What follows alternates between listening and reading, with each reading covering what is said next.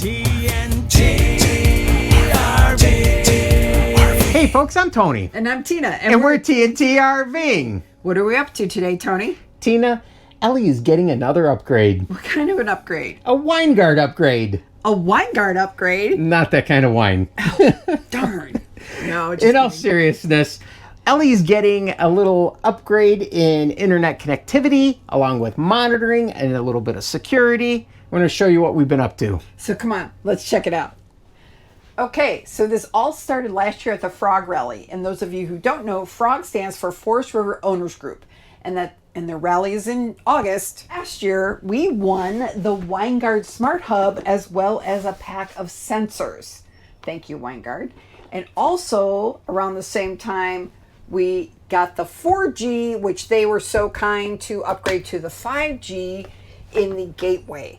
So, two separate things. Thank you, Winegard, very much. So, Tony, you want to explain some more about the gateway? We'll start with the gateway. Let's do that. Our 5G Winegard gateway. Think of it as our gateway to the internet.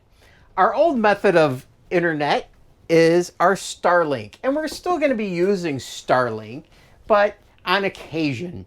It's currently $175 a month with $10 pause. I really want to explore this Winegard 5G gateway because we're using T-Mobile. It's unlimited, unthrottled internet, 5G. It is $100 a month and you could pause it with no additional fees. So we're going to give that a shot. And it's really easy to install. I want to show you a little bit more about that. I actually installed a power switch here so you could just turn it on and off right there as needed. And I also have a 3 amp fuse hooked up to the power side of it. This has 5 antennas. 4 of these antennas are used for the 5G. This other wire here, this red one, is used for campground Wi-Fi. So the other neat thing about that is that'll bring in that campground Wi-Fi, run it through your secure gateway, and then you could securely surf the internet at a campground. So that's the basic gist of that. Now, what I want to show you, let's segue back over to our Smart Hub after I get this on. And that's, let's see, right there, and locks it into place. The Smart Hub and sensors, as Tina mentioned, I really like this and the idea of it. Let's bring you over here. A little closer where I mounted the Smart Hub. Right over here, it's plugged into power right back behind the television there. This little antenna here is a GPS antenna. So what's neat about this is you could put a geofence around Ellie. Anytime she moves out of there, we're going to get notification that Ellie has moved outside of the geofence. Right here is a cell antenna, and that's how it communicates. And all of these sensors that Tina mentioned, we've got a motion sensor, temperature, humidity sensor, 2 contact sensors. So Ellie has a front and a rear door, so we have sensors for that. A water leak sensor, and there's also a Bluetooth dongle. Don't you think that's overkill? That's not overkill, Tina. What's overkill is I went out and I actually bought another one. So the reason I bought another one is I like the idea of the door contact sensors. And what I intend to do with these is on the front compartment, I'm going to put those door sensors there along with a temperature, humidity sensor. I want to monitor the temperature up front since we have our lithium power package. And then the other water leak sensor, I'm going to put under the bathroom sink. So with our kitchen sink here, I put the water leak sensor. I'm going to show you a picture of how that setup is. But I also really, to keep this short, I want to show you how easy it is to hook these sensors up to your RV Halo app. So we're going to sync the water leak sensor, and I'm going to show you the 2 screws on the back right there. So when water bridges the gap across that, that's when it alerts the system there. And what I ended up doing is I have a sponge that I cut in half, and I secured it to the back of it. This way it has a little bit larger area, soak up that moisture and set that off. So the first thing we're going to do is remove the plastic strip here. This way it makes contact with the battery. And as you can see, these lights will start flashing. We're going to open up the app. We're going to hit plus. We're going to add device. Then we're going to search for a device.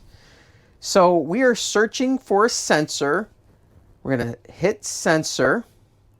We're going to look for our water, RV Halo water. We're going to hit add.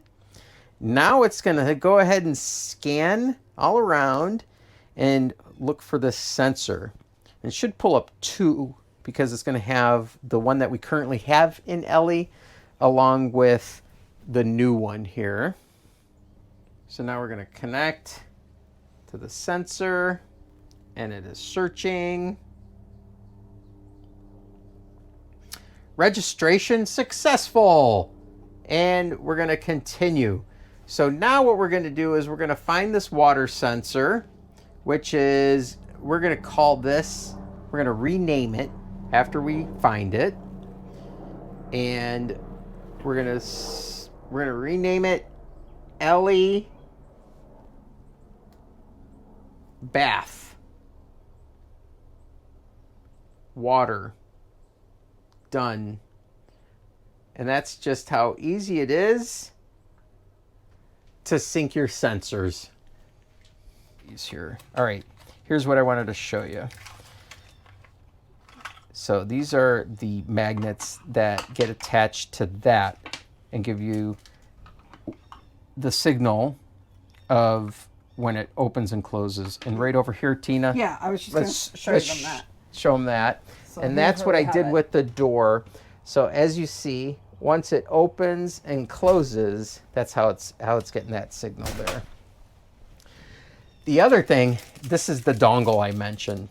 So instead of using the smart hub here, if you didn't want to use a smart hub, you could plug this dongle into the gateway and then communicate that way. So we elected to keep it separate because I may be powering this off for a month or so if we're using Starlink or doing something different, if it's in storage or who knows what. So that's my plan with that and the reason why we did that. All right, so I'm going to install the rest of these sensors in our app, and then we're going to give you an update on how these are functioning on Instagram. I'm going to do maybe a bunch of little videos and stuff. And Tina, what do you think about this so far? I think it's overkill, but Tony doesn't know anything else but other overkill. But no, I think it's overkill in a good way. I do. I think it's, you don't want moisture in your RV and you want safety. So it's a win-win. Yes. So, and I really like the geofencing, the locating. This does a lot of neat stuff. So big shout out to Winegard for sponsoring this video. I really appreciate the support. Yes. And I hope you found this video helpful, useful, entertaining possibly. And if you did, I'd appreciate it if you'd subscribe to TNT RV. Yeah, give us a big thumbs up, a like, and we will see you at the campground. TNT RV.